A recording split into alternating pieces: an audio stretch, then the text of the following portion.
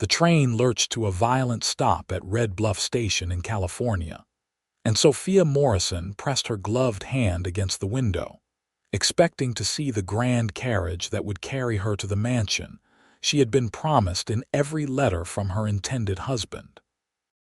Instead, dust swirled across an empty platform where a single man stood holding the reins of two horses, his weathered hat pulled low against the afternoon sun of May 1882.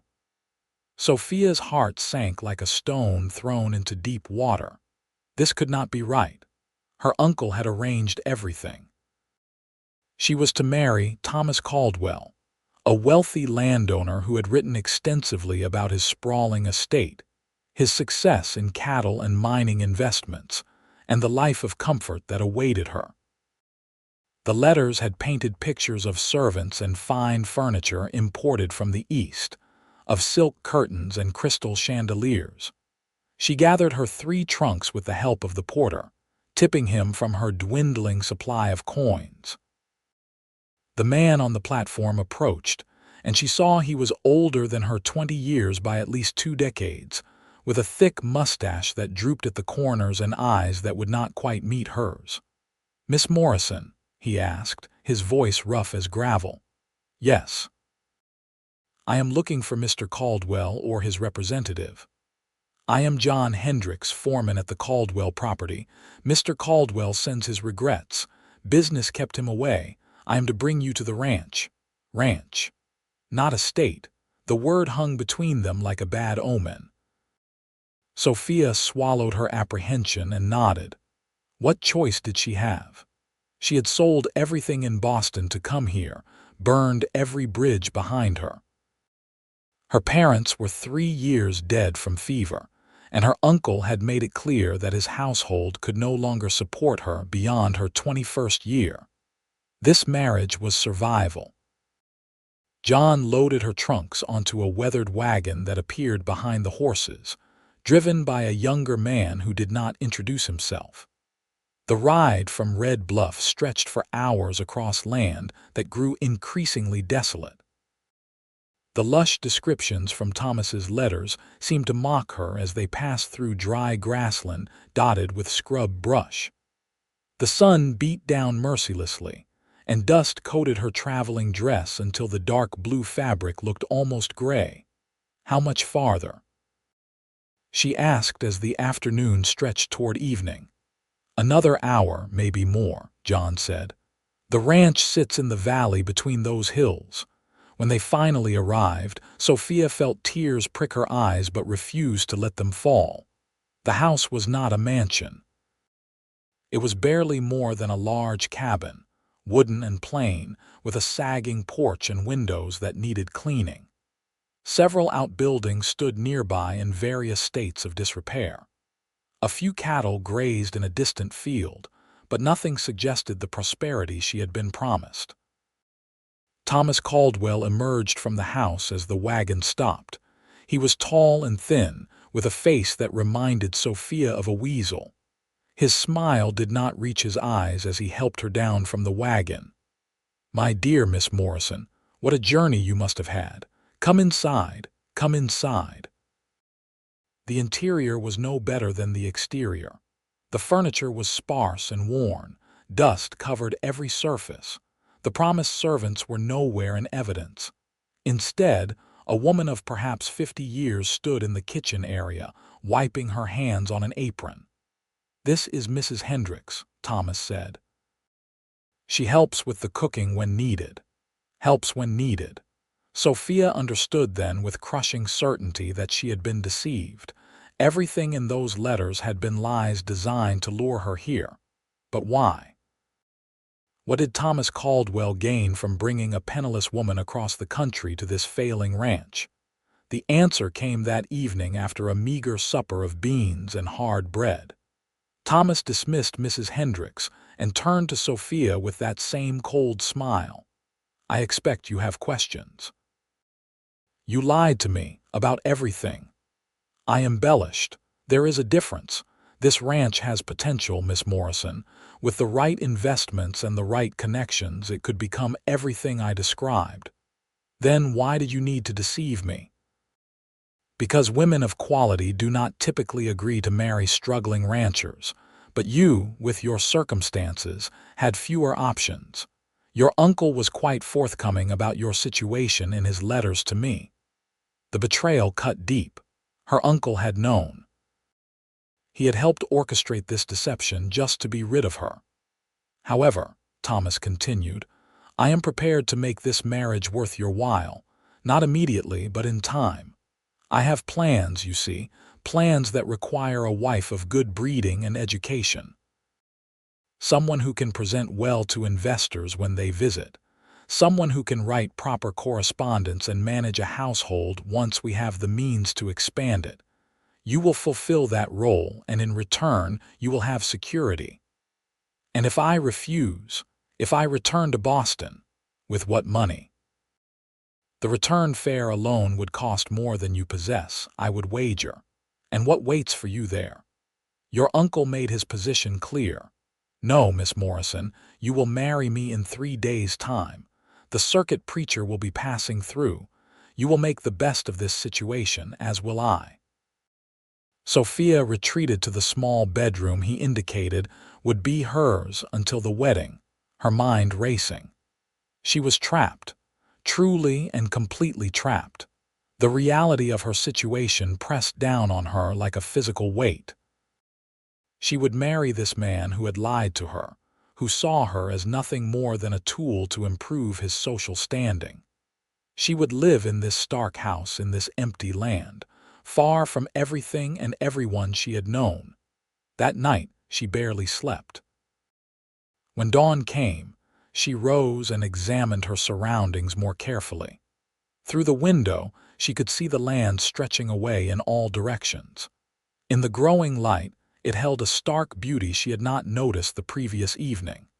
The hills rolled like waves, and the sky seemed impossibly vast. Mrs. Hendricks arrived as Sophia was attempting to make coffee from the supplies in the kitchen.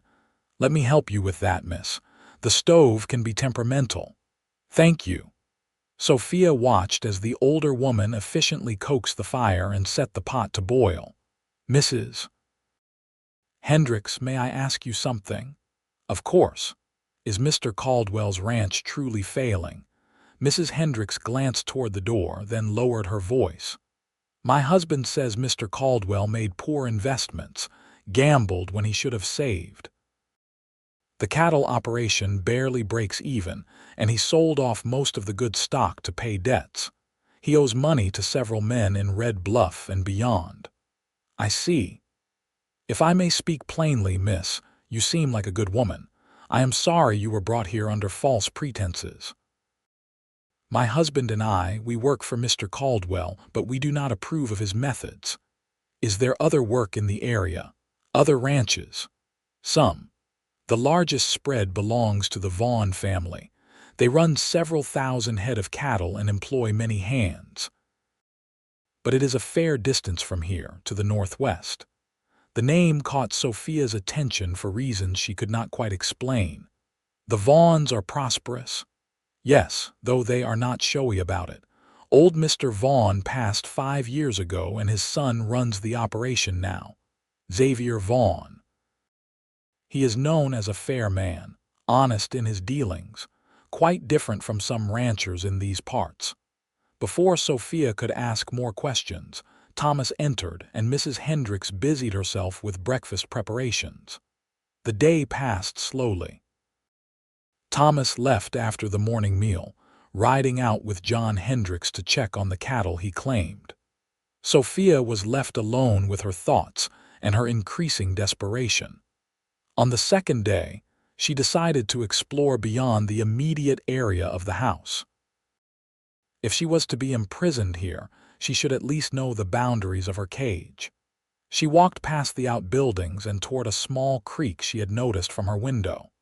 The land was rough, and her city shoes were not made for such terrain, but she persisted. The creek was shallow but clear, trickling over smooth stones. Cottonwood trees grew along its banks, providing blessed shade. Sophia sat on a flat rock and removed her shoes to soak her aching feet in the cool water. For the first time since arriving, she felt a moment of peace. The sound of the water and the rustle of leaves in the breeze soothed something raw inside her. That is not Caldwell land you are sitting on. Sophia jumped, splashing water as she turned toward the voice. A man sat astride a large bay horse just a few yards away. How had she not heard him approach? He was younger than she expected, perhaps 25 or 26, with sun-darkened skin and dark hair that needed cutting. His eyes, startlingly green against his tanned face, regarded her with curiosity rather than hostility. "I apologize. I did not realize I had wandered onto someone else's property. The creek marks the boundary. You are about 10 feet onto Vaughn land." He dismounted in one fluid motion and led his horse closer. "You must be the bride Thomas Caldwell sent for. News travels quickly." "In these parts, yes." "I am Xavier Vaughn," the rancher Mrs. Hendricks had mentioned. Sophia studied him more carefully. He wore dusty work clothes and boots that had seen hard use. His hands, she noticed, were calloused and scarred. This was a man who worked his own land alongside his employees, not one who simply gave orders from a comfortable distance. Sophia Morrison. Soon to be Sophia Caldwell, it seems. You do not sound pleased about that. The observation was too accurate. Sophia looked away toward the water flowing past her feet. "I was promised one thing and found another, but I have few alternatives." Xavier was quiet for a long moment. When he spoke again, his voice was gentler. "What were you promised? Luxury, comfort, security in a grand home with servants and fine things." The words sounded foolish spoken aloud. "I should have known better. If something seems too good to be true, it usually is. Thomas Caldwell is a liar and a cheat. He owes money all over the county. If you marry him, you will spend your life watching him chase schemes that never pay off while honest people go unpaid for their work. And yet, I have no money to return east, no family who wants me, and nowhere else to go. So I will marry him and make the best of a bad situation." Sophia pulled her feet from the water and reached for her stockings. "There are always choices, Miss Morrison. Easy for a man to say. Especially a prosperous man with land and cattle and freedom to go where he pleases." Xavier's jaw tightened, and Sophia immediately regretted her sharp words. He had done nothing to deserve her anger. Before she could apologize, he spoke again. "My ranch is 3 hours' ride northwest of here. If you find yourself in need of help, for any reason, you can find sanctuary there. I employ several women in my household. Mrs. Chen manages the kitchen, and her daughter Sarah helps with various tasks. You would not be alone or unprotected. Why would you offer such a thing to a stranger?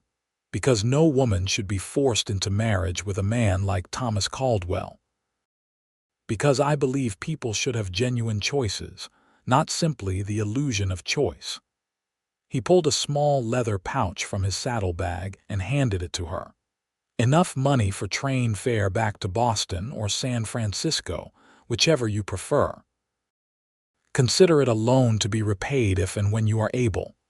Sophia stared at the pouch, not taking it. "I do not understand. You do not know me. Why would you do this? My mother was in a similar situation once. She married my father out of desperation, and fortunately, he turned out to be a good man who truly cared for her. But she told me many times that she was lucky, and that luck is a poor foundation for a life. She made me promise that if I ever had the means to help a woman trapped by circumstances, I would do so. I have the means, Miss Morrison. The question is whether you have the courage to accept help and choose a different path." The pouch hung between them, heavy with possibility. Sophia's heart hammered in her chest. She could take it. She could leave this place, start over somewhere else. But doing what? She had no skills beyond those of a genteel education, useless for earning a living. She could read and write and play piano and embroider.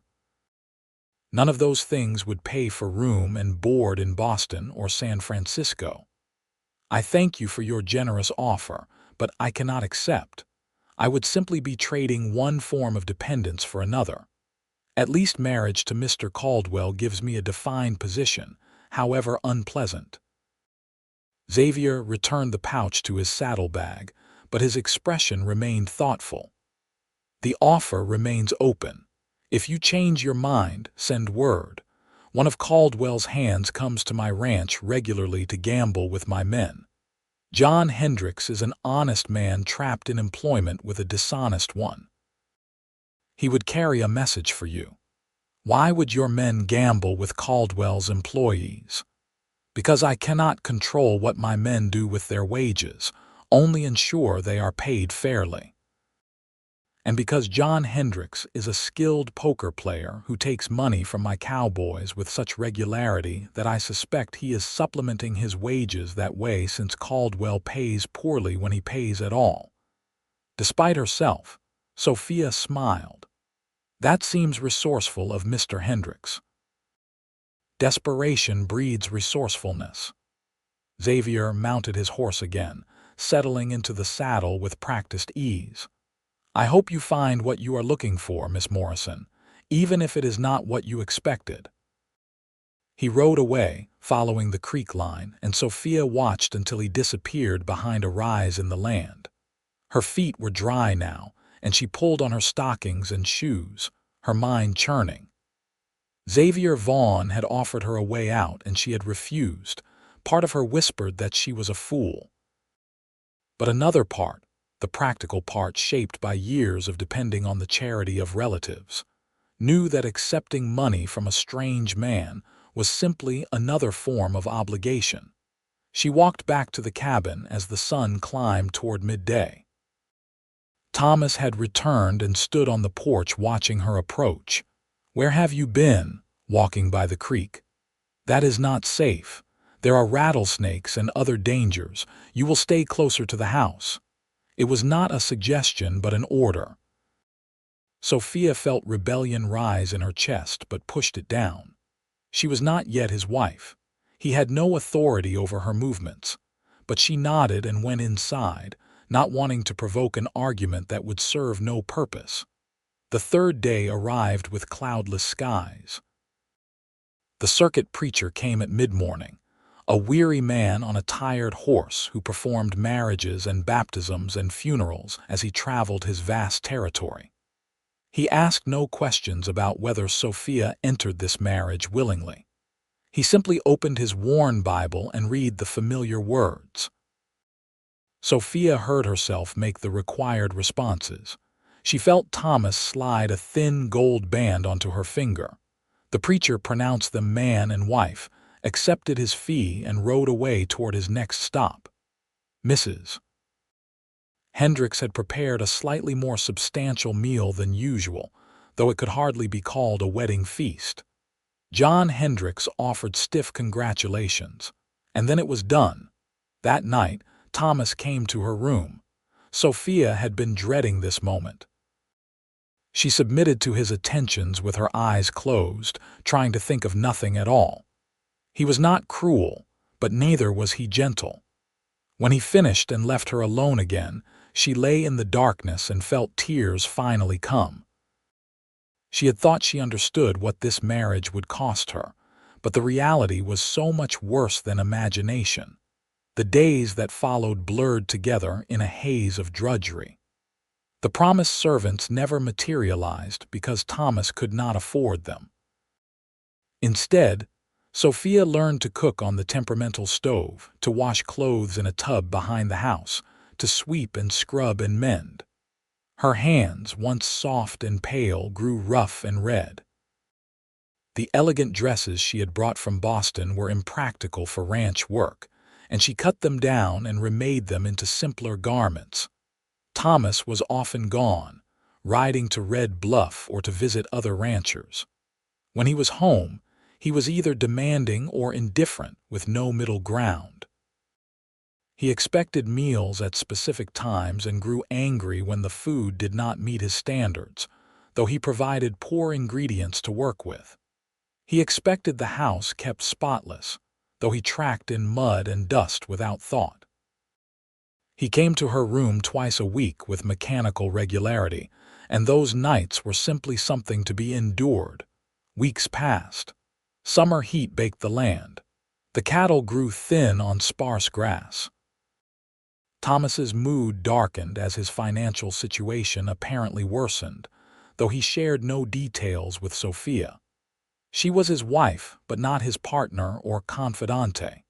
She was simply there, another possession that had not lived up to expectations. One evening in late July, Thomas announced he would be away for several days on business in Sacramento. He left money for supplies and instructions for John Hendricks to check on her daily. Sophia watched him ride away and felt nothing but relief. The first day alone, she cleaned the house thoroughly, more because it needed doing than because Thomas would notice. The second day, she tackled the neglected garden plot behind the house, discovering that a few hardy vegetables had survived without care. The third day, she walked to the creek again, craving the peace she had found there before. She was sitting on the same flat rock, her bare feet in the water, when she heard a horse approach. This time she was not startled. Somehow she had been expecting him. Xavier Vaughn dismounted and let his horse drink from the creek. He looked tired, she thought. There was dust in his dark hair and lines around his eyes that spoke of long hours under the sun. "Mrs. Caldwell," he said, and the name sounded wrong to her ears. "Miss Morrison will do." "I do not feel much like a wife." "You are not happy." It was not a question, and Sophia saw no point in pretending. "I am precisely as happy as I expected to be, which is to say not at all, but I am surviving, which is what matters." Xavier sat down on a nearby rock, his long legs stretched out before him. He did not speak for several minutes, and Sophia found the silence comfortable rather than awkward. "I have a proposition for you," he finally said. "My housekeeper, Mrs. Chen, needs help. Her daughter Sarah is getting married next month and will be moving to her husband's ranch. I need someone who can read and write well, keep household accounts, and help manage the domestic side of the ranch. The work would be steady, the pay fair, and you would have your own room in the main house with meals provided." Sophia's heart began to race. "I am married. I am aware. But marriages can be dissolved, particularly when one party entered under false pretenses. I know a lawyer in Sacramento who handles such matters. The process takes time, but it can be done." Thomas would never agree. Thomas does not need to agree. California law allows for divorce on grounds of fraud. He lied to you in order to secure your agreement to marry. That is fraud. Additionally, if he has been unable to provide properly for you, that constitutes failure to fulfill the marriage contract. Sophia wanted to believe him, but fear held her back. Even if that is true, the scandal would be enormous. A divorced woman is barely respectable. Where would I go? What would I do? You would work for me. As for respectability, you let me worry about that. I am well respected in this county, Miss Morrison. If I employ you and vouch for your character, others will accept you. It will not be easy, but it will be better than what you have now. Why are you doing this? Xavier looked at her directly, and she felt the intensity of his gaze. Because it is the right thing to do. Because I have seen what poverty and desperation do to people, how it traps them in situations that grind away their spirit bit by bit. Because I can help, and therefore I should. That is all. Simple charity. He was quiet for a moment, and something shifted in his expression. And because I have not been able to stop thinking about you since the day I met you here by this creek. I have told myself it is only concern for your welfare, but I am beginning to suspect that is not entirely true. The honesty of the statement stole Sophia's breath. She had not expected such candor. Men of her acquaintance in Boston had hidden behind elaborate courtesies and social niceties. Xavier simply stated the truth plainly. "I do not know what to say. Say you will consider my offer. That is all I ask for now. Thomas will return from Sacramento and you will have to face that reality, but know that you have another choice if you want it. Know that I am offering you work and safety, not just empty promises. And if I accept, if I leave Thomas and come to work for you, what would people say? Some would talk.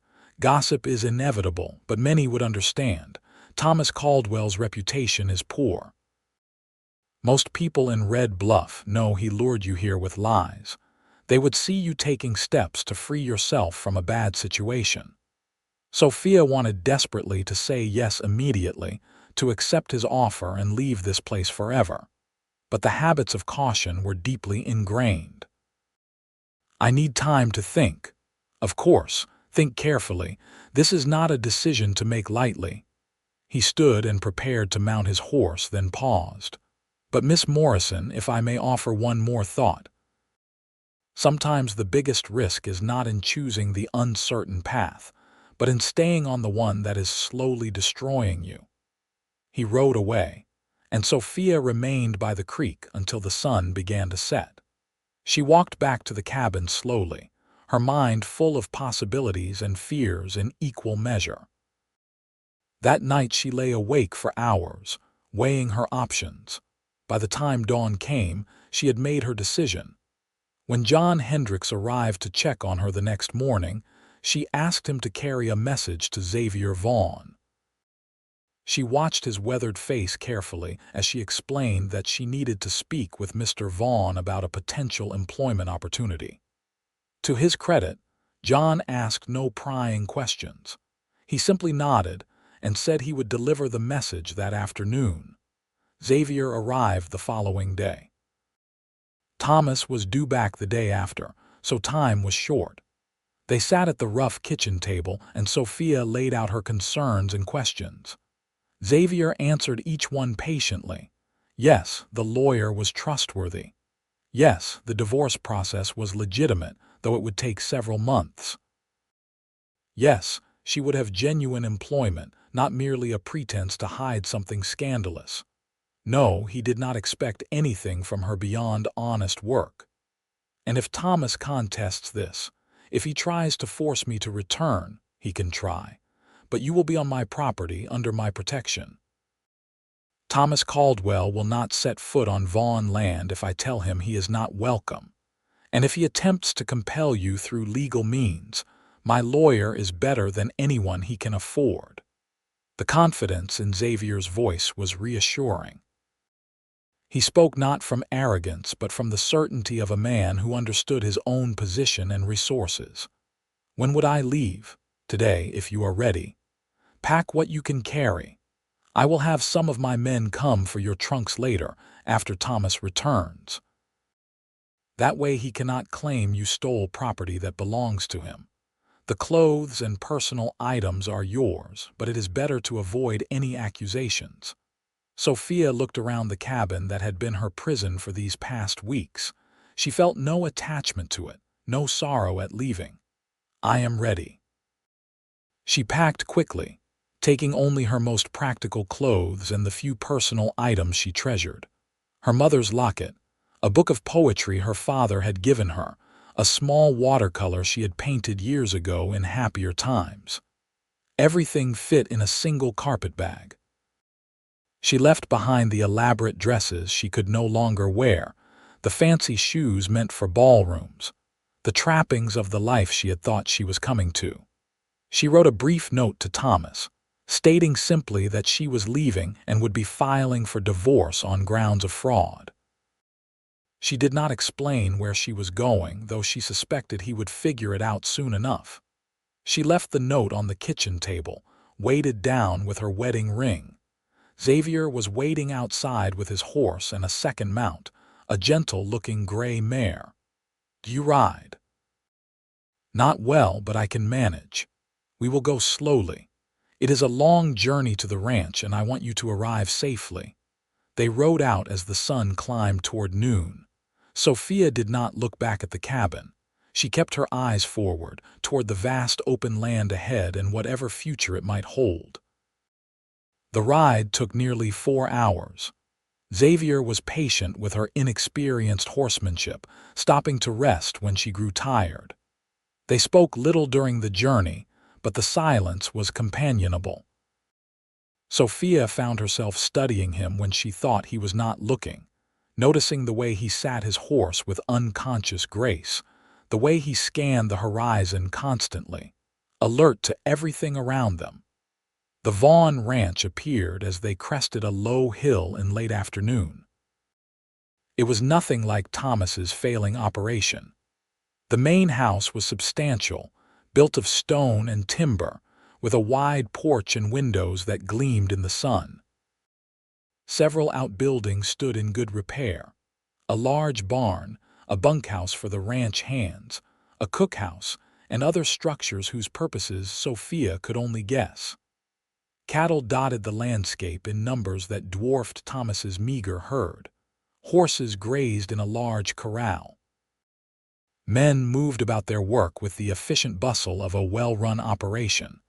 This was prosperity, Sophia realized. Real prosperity, not the pretend version Thomas had described in his letters. And yet, Xavier had not boasted of it or used it to lure her here with false promises. He had simply offered honest work and safe refuge. A Chinese woman emerged from the house as they dismounted. She was perhaps 50, with graying hair pulled back in a neat bun and sharp eyes that assessed Sophia in an instant. "Mrs. Chen, this is Miss Sophia Morrison. She will be helping you manage the household after Sarah leaves. Miss Morrison, Mrs. Chen has been with my family for 20 years. There is nothing about running this ranch that she does not know." Mrs. Chen bowed slightly, and Sophia returned the gesture, unsure of proper etiquette. "Welcome, Miss Morrison. Come inside. You must be tired and hungry from your journey." The interior of the house was comfortable without being ostentatious. The furniture was solid and well made. Colorful woven rugs covered the wooden floors. Books lined shelves in the main room. Everything was clean and orderly, a testament to Mrs. Chen's management. Sarah appeared from the kitchen, a young woman of perhaps 19 with her mother's sharp eyes and a warm smile. She greeted Sophia with genuine friendliness and immediately offered to show her to her room. The room was on the second floor, small but pleasant, with a real bed covered in a quilt, a dresser, a washstand, and a chair by the window. Sophia set down her carpetbag and looked around in wonder. After weeks in the dim, sparse cabin, this seemed like luxury. "Mother will call you when supper is ready," Sarah said. "Rest if you need. There is water in the pitcher for washing." Alone, Sophia sat on the edge of the bed and let herself acknowledge the enormousness of what she had just done. She had left her husband. She was in the home of a man she barely knew, dependent once again on someone else's goodness. But it felt different this time. Xavier had not lied to her or manipulated her. He had offered help with clear terms and no hidden conditions. She washed her face and hands, changed into a clean dress, and went downstairs when she heard voices. A large dining table dominated one room, and Mrs. Chen was setting out serving dishes while Sarah brought fresh bread from the kitchen. Xavier entered from outside, having taken time to wash away the trail dust. "We do not stand on formality here," he said, noticing Sophia hesitating in the doorway. "Mrs. Chen and Sarah eat with me, and so will you. There are enough people on this ranch who take their meals in the bunkhouse. Those of us managing the household share the table." It was unusual, Sophia knew. Most employers maintained strict boundaries between themselves and their staff, but she found she liked this arrangement. The meal was simple but abundant. Roasted chicken, vegetables from the ranch garden, fresh bread, and apple pie for dessert. The conversation flowed easily, with Sarah telling stories about her upcoming wedding and Mrs. Chen adding dry commentary that made everyone laugh. Sophia began to relax for the first time in weeks. This was what a home should feel like, she thought. Not a battlefield of unmet expectations and simmering resentments, but a place where people treated each other with basic kindness and respect. After supper, Xavier asked to speak with her privately. They went to the small room he used as an office, lined with ledgers and maps. "I will send word to the lawyer tomorrow," he said. "He will begin the process of filing for divorce. It is important that you understand this will take time, likely several months. During that period, Thomas may attempt to contact you or cause trouble. You are to tell me immediately if he appears here or tries to reach you. I mean what I said about not allowing him on this property." "I understand. And thank you for all of this. I do not know how I will ever repay you." "You will repay me by doing good work and rebuilding your life. That is all I ask." He paused, then added, "Though I hope in time we might also become friends. I find I enjoy your company, Miss Morrison." The statement was careful, respecting the complicated situation they found themselves in. Sophia appreciated his tact even as she felt an answering warmth at his words. "I would like that as well." The next days settled into a routine. Mrs. Chen taught Sophia the rhythms of the household. When meals were prepared, how accounts were kept, what needed to be done daily versus weekly. The work was demanding but satisfying in ways Sophia had not expected. She liked the orderliness of it, the sense of accomplishment when tasks were completed well. Sarah's wedding preparations provided additional activity. Sophia helped sew decorations and prepare foods that could be made ahead. She met Sarah's fiancé, Daniel, a young ranch hand from a neighboring property, and saw how happy they were together. Their joy was bittersweet to observe, a reminder of what marriage could be when entered freely by two people who genuinely cared for each other. Xavier was often busy with ranch work, but took supper with the household each evening. Sophia found herself looking forward to those meals, to the conversation, and the easy way Xavier included everyone in discussions about the ranch. He asked her opinion on household matters, listened when she made suggestions, treated her insights with respect. It was intoxicating to be heard after weeks of being ignored or dismissed. She began to notice other things about him too. The way he was patient with nervous horses and young ranch hands still learning their trade. The way he paid his workers fairly and ensured they had decent food and comfortable quarters. The way he read in the evenings, working his way through the books on his shelves with the dedication of someone who valued education. The way his face lit up when he smiled, transforming his serious expression into something warm and open. She was drawn to him, Sophia admitted to herself late one night as she lay in her comfortable bed. It was foolish, perhaps, given that her divorce was not yet final and she was living under his roof as his employee. But the heart did not always follow the dictates of logic. She was drawn to his integrity, his strength tempered with kindness, his quiet confidence. He was everything Thomas was not, and the contrast threw her late husband's failings into sharp relief. 3 weeks after her arrival at the Vaughn ranch, word came that Thomas had returned to his property and found her note. Xavier's ranch foreman, Marcus, reported that Thomas had ridden into Red Bluff in a rage, declaring his wife had been stolen from him. But he had not come to the Vaughn ranch to confront Xavier, which Sophia found both surprising and relieving. "He is a coward," Xavier said when they discussed it. "He blusters and makes threats, but he will not face a man who can actually stand against him. Still, we must remain alert." Desperate men do desperate things. The lawyer's papers arrived a week later. Sophia read through the petition for divorce, her heart pounding as she saw her marriage described in cold legal terms: fraud, misrepresentation, failure to provide. She signed where indicated, and Xavier witnessed her signature. The papers went back to Sacramento, beginning the formal process that would eventually end her marriage.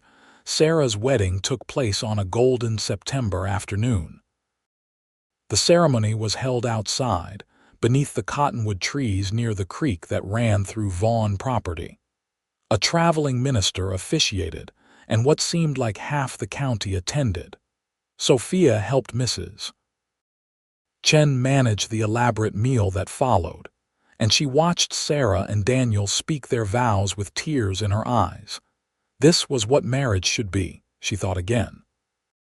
Two people choosing each other freely, celebrating surrounded by community, beginning a life together built on genuine affection. She caught Xavier watching her during the ceremony, and when their eyes met, she saw understanding in his gaze. He knew what she was thinking, knew the contrast she was drawing to her own experience.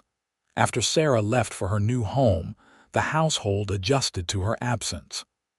Sophia took on more responsibilities, managing the accounts and correspondence in addition to her other duties. She had a talent for organization, she discovered.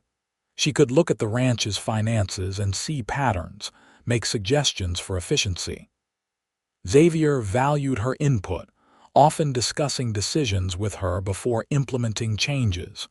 The work brought them into close contact. They spent hours together in his office, going over ledgers and discussing plans for the ranch.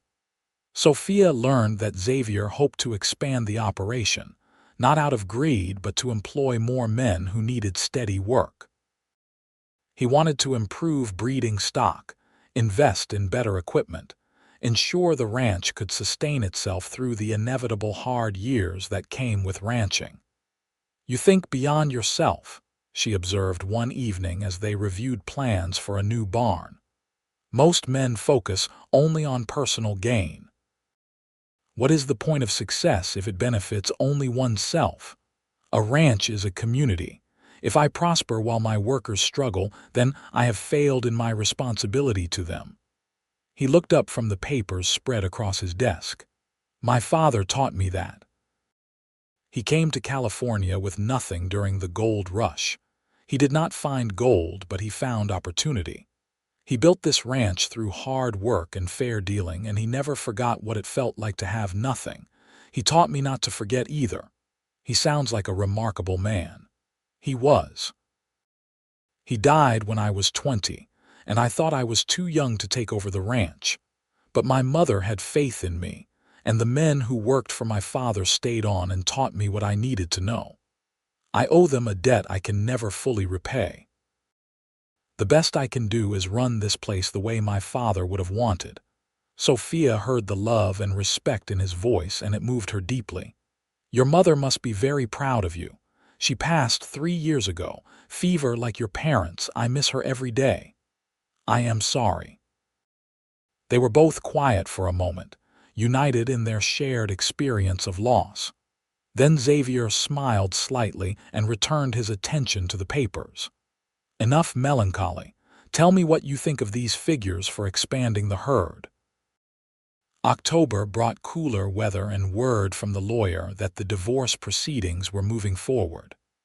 Thomas had been served with papers, and according to the lawyer's report, he had made loud protests, but had not retained his own attorney. Either he could not afford one, or he recognized that fighting the divorce would be futile. Sophia allowed herself to hope that the end might be in sight. One afternoon, she was working in the ranch office while Xavier was out checking on the cattle when she heard a commotion outside. She went to the window and felt her heart stop. Thomas Caldwell sat astride his horse in the ranch yard, arguing with Marcus, the foreman. Sophia could not hear the words, but the anger in Thomas's posture was clear. Marcus stood his ground, blocking the path to the house, while several ranch hands gathered nearby. The situation felt explosive, as though one wrong word could send it spinning into violence. She knew she should stay inside, but the thought of Thomas causing trouble for these people who had taken her in was unbearable. She opened the front door and stepped onto the porch. Thomas. He turned toward her, and she saw that he looked worse than when she had last seen him. He had lost weight, and there was a wildness in his eyes that frightened her. "You will come home with me, now." "I will not. I am divorcing you, Thomas. The papers have been filed. Our marriage is over. You belong to me. I paid for your passage here. I married you. You lied to me. Everything you told me was false. You brought me here under false pretenses, and I am correcting that mistake. By whoring yourself to Xavier Vaughn." The accusation was so vile that Sophia felt rage wash through her. "How dare you? I work here as an employee, nothing more. My relationship with Mr. Vaughn is entirely proper. Unlike our marriage, which was improper from the beginning because it was built on lies. You think Vaughn will marry you. You think he wants you for anything other than his bed. You are a fool, Sophia. A naive little fool. Come home before you make this worse. The only thing that would make this worse is returning to you. Go home, Thomas. Sign the divorce papers when they arrive. Let us both move forward with our lives." "I will not.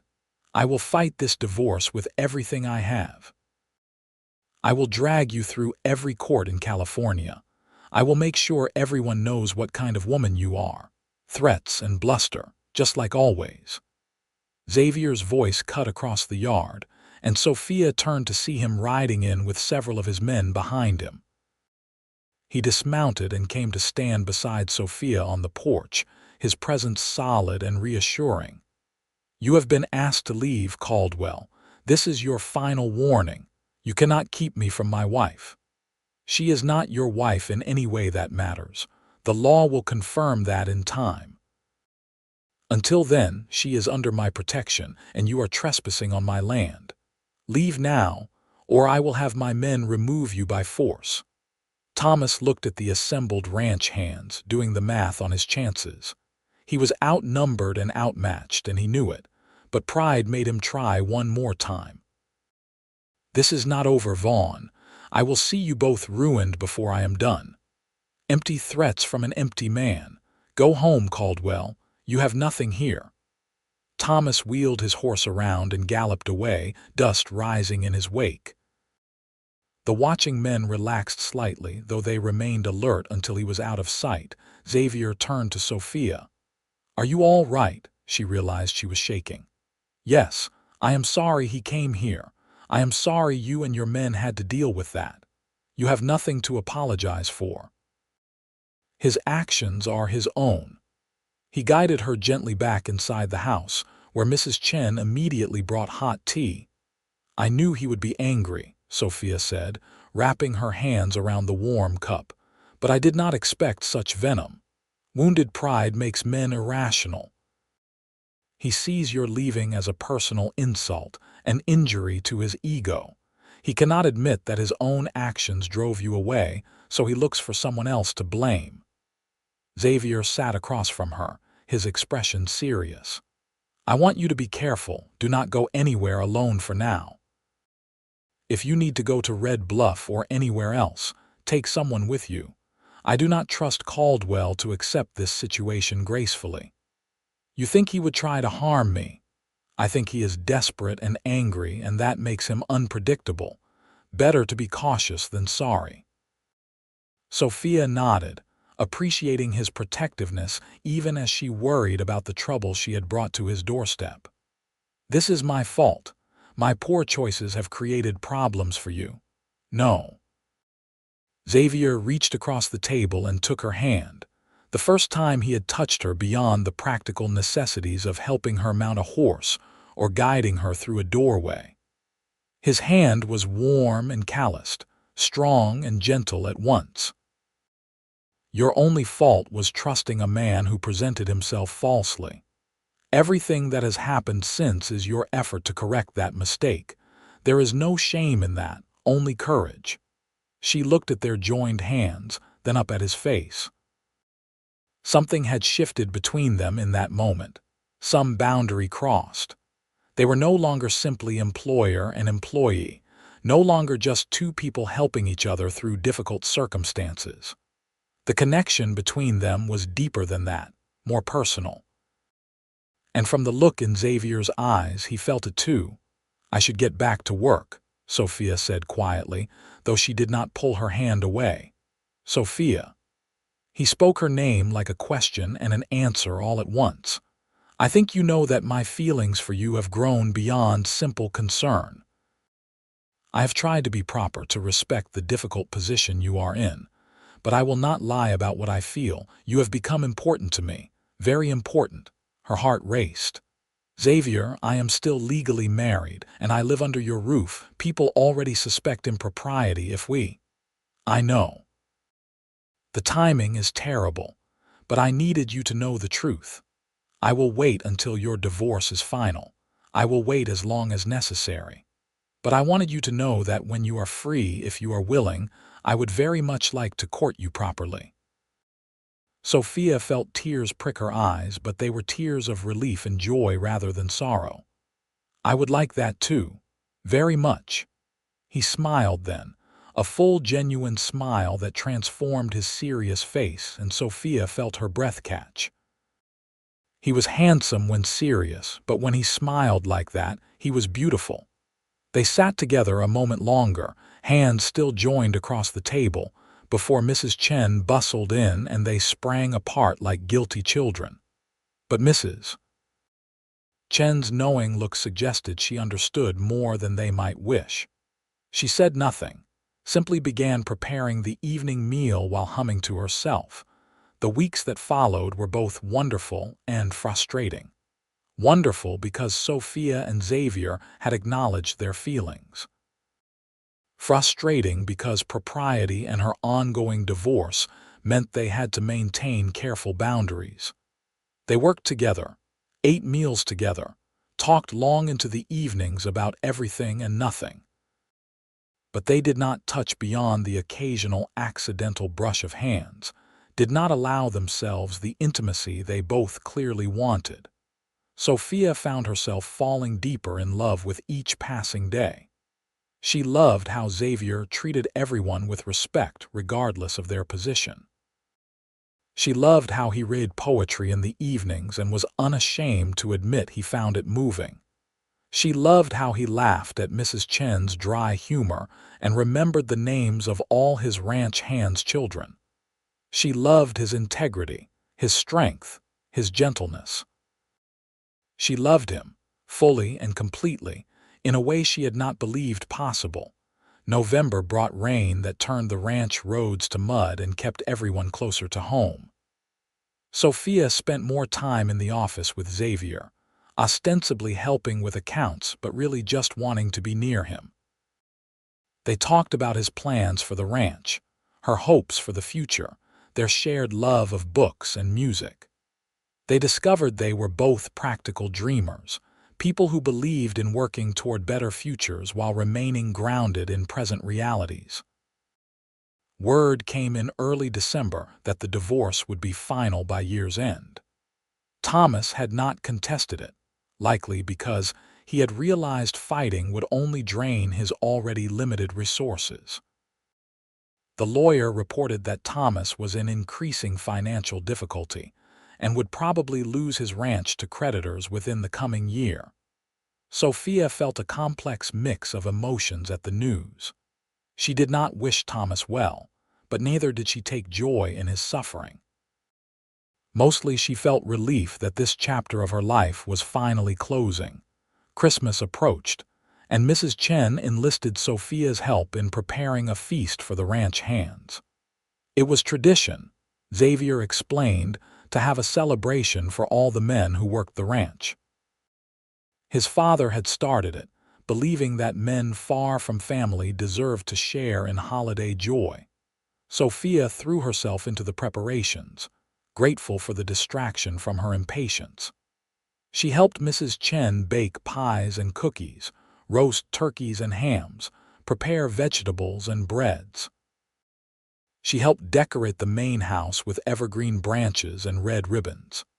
She played the piano Xavier had inherited from his mother, practicing carols for the celebration.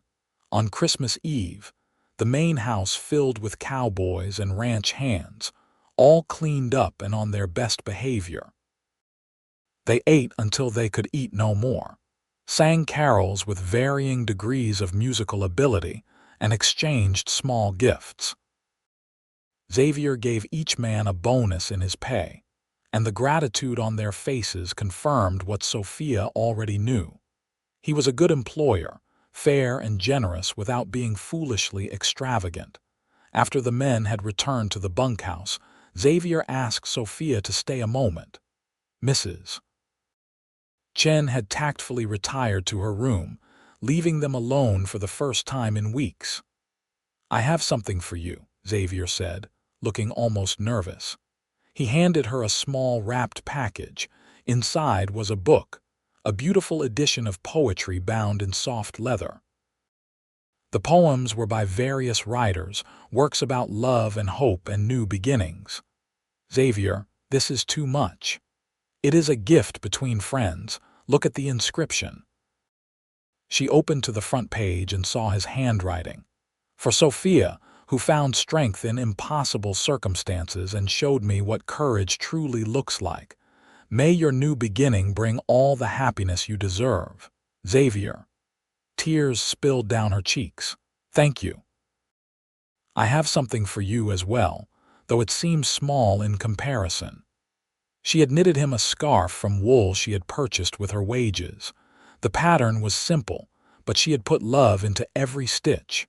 He wrapped it around his neck immediately and declared it perfect. They stood together in the warm glow of the fireplace, the Christmas decorations surrounding them, and Sophia felt a peace she had never known. This was home, she realized, not a place but a feeling. Home was wherever Xavier was. How much longer? He asked quietly, and she knew he meant the divorce. The lawyer said by year's end, 2 more weeks at most, and then I would very much like you to court me properly, Mr. Vaughn," he smiled. "Nothing would make me happier, Miss Morrison." The new year arrived with clear, cold skies and word from Sacramento that the divorce was final. Sophia Morrison was no longer married to Thomas Caldwell. She was free. Xavier took her to Red Bluff the following week, with Mrs. Chen as chaperone.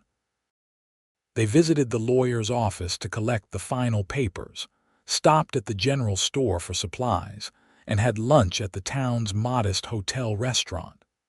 Several people recognized Sophia and greeted her with cautious politeness.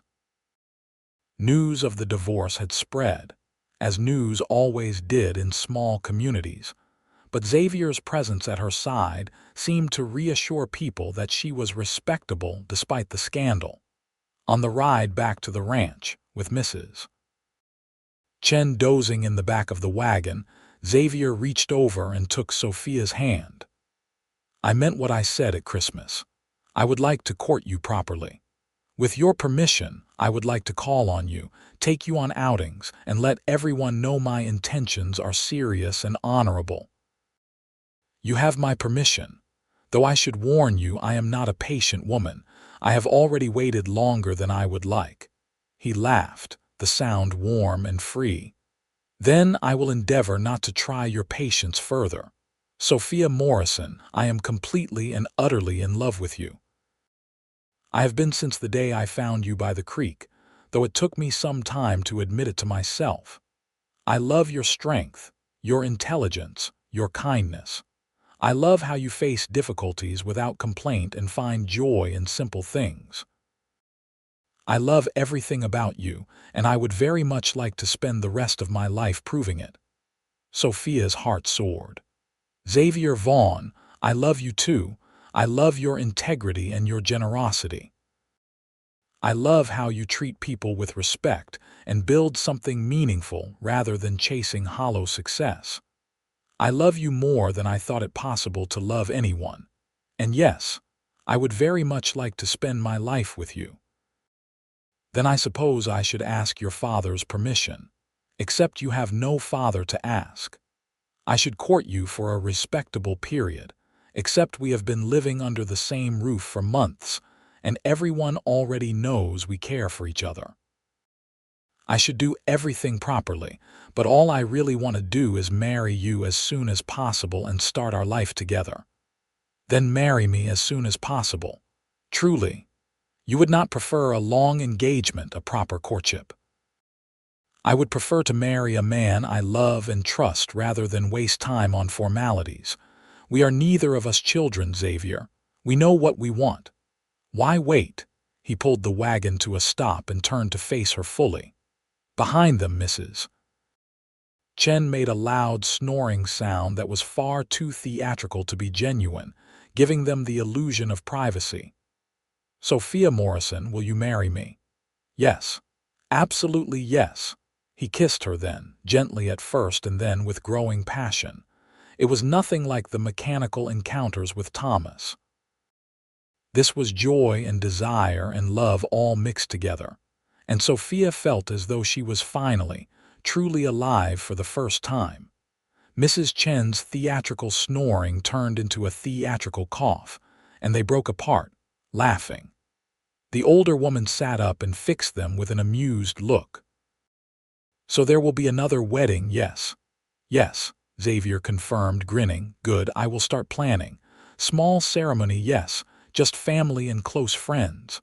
Whatever Sophia wants, Xavier said, looking at her. Small sounds perfect. I have had one elaborate wedding built on lies. I would much prefer a simple one built on truth. They were married 3 weeks later on a Sunday afternoon in February 1883. The traveling minister who had married Sarah performed the ceremony in the main room of the ranch house.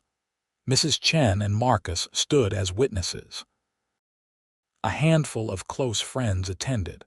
The doctor from Red Bluff and his wife, the owner of the general store, a few neighboring ranchers Xavier counted as friends. Sophia wore a simple dress of deep blue that Mrs. Chen had helped her make.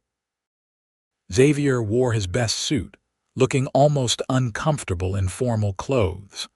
But when he saw Sophia walking toward him, his expression transformed into something close to awe. The ceremony was brief and heartfelt. When the minister pronounced them husband and wife, Xavier kissed her as though sealing a sacred promise. The gathered friends cheered, and Mrs. Chen wiped away happy tears. The celebration afterward was joyful and informal. Mrs. Chen had prepared an elaborate meal, and the friends who attended brought gifts. Practical items for the household, items for the ranch, tokens of affection and support. It was nothing like the lavish society weddings Sophia had occasionally attended in Boston, and she would not have changed a single thing about it. As evening fell and the guests departed, Xavier took Sophia's hand and led her upstairs to the room that was now theirs together. He had moved his belongings from his old room into the larger space, and everything was neat and welcoming. "Are you happy?" he asked, his hands gentle on her waist. "Happier than I ever imagined I could be." He kissed her again, slow and deep, and this time there was no one to interrupt them, no reason to hold back. He was gentle and patient, learning what pleased her, showing her that intimacy could be about mutual joy rather than obligation. Afterwards, she lay in his arms and felt tears of gratitude slide down her cheeks. "What is wrong?" Xavier asked, concerned. "Nothing is wrong. Everything is right, finally right, and I am overwhelmed by how different this is from what I thought marriage would be." He held her closer. "You deserve to be cherished, Sophia. You deserve to be loved and valued and treated as an equal partner. I promise you will have that from me every day for the rest of our lives." And he kept that promise. Their life together settled into a rhythm of work and laughter and love. Sophia managed the household and the ranch accounts, her skills proving invaluable as the operation continued to grow. Xavier consulted her on major decisions, valuing her insights and intelligence. They were true partners in every sense, building something together that was greater than either could have created alone. Spring brought new calves and plans for expanding the cattle operation. Summer brought long days of hard work and warm evenings spent together on the porch, watching the sun set over the land they loved. Fall brought the satisfaction of a successful season and preparations for winter, and winter brought news that made Sophia both nervous and excited. She was pregnant. Xavier was overjoyed, though he immediately became almost comically protective. He did not want her doing heavy work, despite her protests that she was pregnant, not fragile. Mrs. Chen found his hovering both amusing and endearing, often shooing him away so Sophia could go about her normal activities. "First-time fathers are always like this," Mrs. Chen said with amusement. "He will calm down once the baby arrives and he sees that children are resilient." "I hope you are right. Otherwise I will go mad from being wrapped in cotton wool." But Sophia could not really be annoyed with Xavier's protective instincts. They came from love, not a desire to control her. He supported her when she needed it and stepped back when she insisted on independence. It was a balance they were learning together, this marriage, and mostly they succeeded. Their son was born in late summer of 1884, coming into the world with a healthy cry that announced his displeasure at being disturbed. Xavier was present for the birth, holding Sophia's hand through the long, difficult hours, and when he first held his son, tears streamed down his face. "He is perfect," Xavier whispered, staring in wonder at the tiny face. "Sophia, he is absolutely perfect." They named him Michael, after Xavier's father. Michael Xavier Vaughn, heir to the ranch and already loved beyond measure. The years that followed were full and rich in all the ways that mattered. The ranch prospered under their joint management. They employed more men, paid fair wages, built a reputation for honest dealing. Their household grew with the addition of 2 more children, a daughter named Elizabeth born in 1886, and another son, James, born in 1888. Sophia sometimes thought about the girl she had been when she first arrived in California, full of expectations for luxury and fine things. She had found something so much better than gold or diamonds or imported furniture.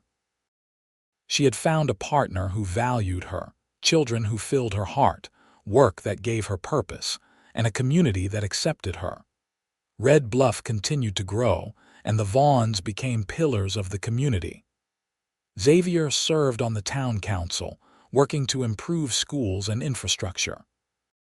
Sophia organized charitable efforts, helping other women who found themselves in difficult situations. Offering the same kind of help Xavier had once offered her. They heard occasionally about Thomas Caldwell. He had indeed lost his ranch and moved away, trying his luck in various schemes that never succeeded. Sophia felt distant pity for him, but no regret. Her life had turned out exactly as it was meant to, even if the path had been difficult. One evening in 1890, Sophia and Xavier sat on their porch watching their children play in the fading light. Michael was almost 6, Elizabeth 4, and James 2. They chased each other around the yard while their parents watched with the contentment of people who know they are exactly where they should be. "You remember the day we met?" Xavier asked, his arm around Sophia's shoulders. "By the creek. You told me I was trespassing on Vaughn land by about 10 feet, and you looked at me like I was a nuisance disrupting your solitude. I was rather upset that day. I had just realized how thoroughly I had been deceived about what my life would be. Do you regret it, any of it? If Thomas had been honest, if he had actually been wealthy, you might have stayed married to him. You might never have come here." Sophia considered the question seriously. I regret the pain of that time. I regret being lied to and feeling trapped, but I do not regret where it led me. Every difficult step brought me here to you, to this life. Given the choice, I would walk the same path again. You were promised luxury and found simplicity instead. I was promised luxury and found something infinitely more valuable. I found love. I found partnership. I found home. Thomas offered me gold that did not exist. You offered me something real, richness in love, not gold, and that has made all the difference. Xavier kissed the top of her head. I am the lucky one. I found you when I was not even looking. You walked into my life and made it infinitely better. Everything good about my world traces back to you. We are both lucky, then. They sat in comfortable silence as the sun completed its descent and stars began to appear. Mrs. Chen called the children inside for their bedtime routine, and their protests and laughter floated out into the evening. 3 children, Xavier mused. A prosperous ranch, a full life. Sometimes I can hardly believe this is real. It is real. We built it together piece by piece, day by day, and we will keep building it, keep making it better, keep filling it with love. Always, Xavier agreed. Always together. The years continued to roll forward, bringing the changes and challenges that life always brings. They weathered droughts and good years, saw their children grow and develop their own personalities and dreams. Michael showed an aptitude for ranching and spent hours following his father around, learning everything about cattle and horses and land management. Elizabeth proved to have a gift for numbers and often helped her mother with the ranch accounts. James was the dreamer, always asking questions about the world beyond the ranch, reading everything he could find. In 1895, Sarah and her husband Daniel moved back to work on the Vaughn ranch. Daniel had proven himself an excellent ranch foreman, and Xavier was happy to offer them both positions. Sarah and Sophia renewed their friendship, and Sarah's children played with the Vaughn children, creating another generation of connections. Mrs. Chen grew older but remained sharp and capable, managing the household with the same efficiency she always had. She taught Elizabeth to cook, passing on recipes and techniques she had learned over a lifetime. She told stories of China and her journey to America, enriching the children's understanding of the wider world. Sophia established a small school on the ranch, hiring a teacher from Red Bluff to educate not just her own children but the children of all the ranch workers. Education was important, she insisted, giving children choices they might not otherwise have. Xavier supported the effort completely, donating money and resources to make the school a success. The ranch continued to expand. Xavier invested carefully, taking calculated risks that paid off more often than not. By 1900, the Vaughn Ranch was one of the most successful operations in Northern California, employing over 50 men and managing thousands of head of cattle. But success did not change the core values Xavier and Sophia shared. They remained committed to treating their workers fairly, supporting their community, and maintaining the integrity that had been the foundation of their partnership from the beginning. In 1902, Michael turned 18 and announced he wanted to attend agricultural college to learn modern ranching techniques. Xavier was immensely proud, even as he worried about his son being so far away. Sophia reminded him that they had raised Michael to think for himself and pursue his own path. They had to trust in that. Elizabeth, at 16, showed interest in becoming a teacher.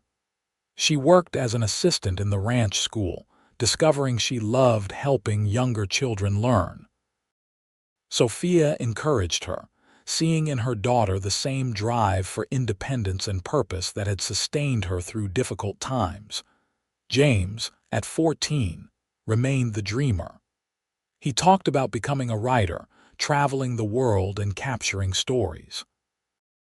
Xavier did not quite understand the appeal, but supported his son's aspirations. All he wanted was for his children to find their own forms of happiness. One evening in late 1903, Sophia and Xavier found themselves alone on the porch again, a rare moment of quiet in their busy lives. They were both in their 40s now, their hair beginning to show gray, their bodies bearing the marks of hard work and full lives. "Do you ever think about what your life would have been if you had stayed in Boston?" Xavier asked. "Sometimes. I probably would have ended up a governess or companion to some elderly relative, respectable but powerless, always dependent on someone else's goodwill." She took his hand. "This life is so much better, hard at times but meaningful. I have agency here, I have purpose." "You would have been a formidable governess. Those children would have received an excellent education," she laughed. "Perhaps. But I am glad I ended up here instead. I am glad I met you, glad we built this life together. I would not trade it for anything. Not even for the luxury you were originally promised. Especially not for that. I learned that luxury without love is hollow, and love without honesty is poison. What we have, this partnership, this family, this life, it is worth more than all the mansions and fine dresses in the world." Xavier raised her hand to his lips. "You make me better, Sophia. You always have. Everything good about who I have become traces back to your influence. We make each other better. That is what love should do." They sat together as the stars emerged, as they had done thousands of times over the years, as they would continue to do for years to come. Michael graduated from agricultural college in 1906, and returned to the ranch with new ideas and techniques. He and Xavier worked together to implement changes, blending traditional wisdom with modern innovation. It was a joy for Xavier to work alongside his son as an equal partner, passing on knowledge while also learning from Michael's fresh perspective. Elizabeth trained as a teacher and took over running the ranch school in 1907. She expanded it, bringing in additional teachers and resources, making it one of the best rural schools in the region. Children came from neighboring ranches to attend, and Elizabeth's reputation as an excellent educator spread throughout the county. James left for San Francisco in 1908 to pursue his writing dreams. He worked for a newspaper, sending letters home filled with stories of city life. Sophia missed him terribly, but was proud of his courage in chasing his ambitions. He visited when he could, filling the house with his energy and tales of adventure. In 1910, Michael married a woman named Catherine from a neighboring ranch. The wedding was large and joyful, celebrating not just the union of two people but the joining of two ranching families. Within a year, Catherine was pregnant, and Xavier and Sophia prepared to become grandparents.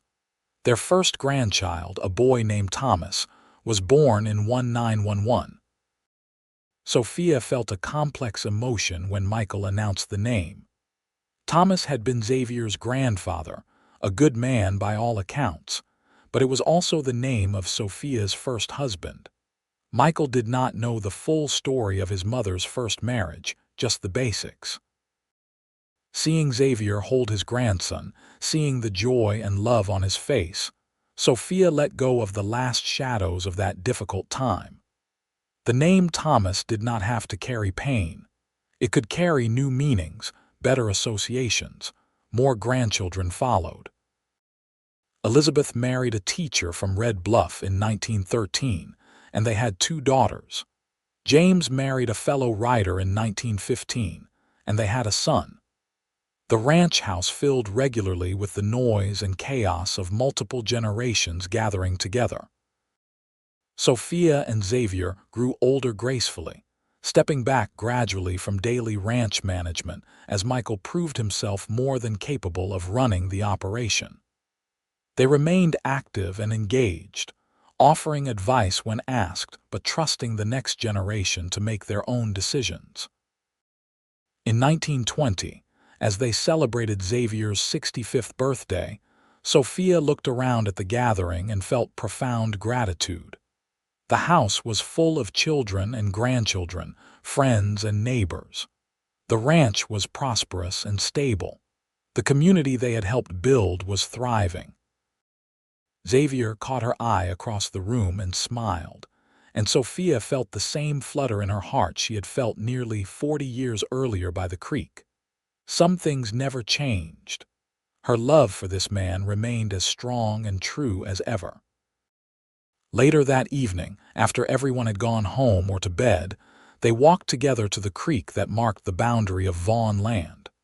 It was the same creek where they had first met, where Xavier had told her she was trespassing by 10 feet. "You remember what you said to me that day?" Sophia asked, listening to the familiar sound of water flowing over stones. "I told you that you were on Vaughn land. After that, you said there were always choices even when it seemed like there were not. I remember. You were so angry with me for saying it." "I was. I thought you did not understand my situation, that you were speaking from a place of privilege and ignorance." She leaned against him and he wrapped his arms around her. "But you were right. There were choices. Hard choices, frightening choices, but choices nonetheless. And I am so grateful I had the courage to make them. We both made choices that day. I chose to offer help to a stranger. You chose to eventually accept it. Everything else followed from those moments of decision. The best choices of my life. Mine too." They stood together by the creek as the moon rose. Two people who had found each other against all odds and built a life of true richness together. Not richness in gold or material things, but richness in love, in family, in purpose, in partnership. The wild land that had once seemed so desolate and frightening had become home. The simple life that had disappointed her so deeply at first had revealed itself to be infinitely more valuable than any luxury. And the cowboy who had offered her a choice when she felt trapped had become the great love of her life. Sophia had been promised luxury and found simplicity. But in that simplicity, she had discovered everything that truly mattered. Xavier had offered richness in love, not gold, and that love had sustained them through all the years, all the challenges, all the changes. It was more than enough. It was everything. They walked back to the house together, hand in hand as they had been for decades, as they would continue to be for all the years remaining to them. Behind them, the creek continued its eternal flow, marking the boundary where two lives had intersected and become one, where a story of deception and desperation had transformed into a story of love and hope. The stars shone overhead, the same stars that had witnessed their first meeting, their first kiss, their wedding, the births of their children, and all the ordinary and extraordinary moments that composed a life well lived. And under those stars, Sophia and Xavier walked home together, two people who had learned that the greatest wealth was not found in promises of luxury, but in the simple, honest love of two hearts joined in true partnership. Their story, which had begun with lies and ended in truth, with promises broken and promises kept, with luxury rejected and simplicity embraced, was complete. Not because their lives were over, but because the essential question had been answered. What makes a life truly rich? Not gold or mansions or fine things, but love freely given and faithfully kept, partnership based on honesty and respect, family built on genuine affection, and purpose found in building something meaningful together. That was the lesson Sophia had learned in her journey from the train platform at Red Bluff to the home she had built with Xavier. That was the truth she would pass on to her children and grandchildren. That was the legacy of a bride who was promised luxury, found simplicity, and discovered that a cowboy's offer of richness in love was worth more than all the gold in California. And so their story concluded not with dramatic flourish, but with quiet contentment, with the satisfaction of two people who had faced hardship and chosen hope, who had built something lasting from uncertain beginnings, who had loved well and been loved in return. It was the happily ever after that comes not from fairy tales but from hard work, honest communication, mutual respect, and the daily choice to continue choosing each other. The ranch would continue for generations. The family would grow and change. But the foundation Xavier and Sophia had built together, based on truth and love and partnership, would endure. That was their gift to those who came after them, proof that real wealth had nothing to do with gold and everything to do with love.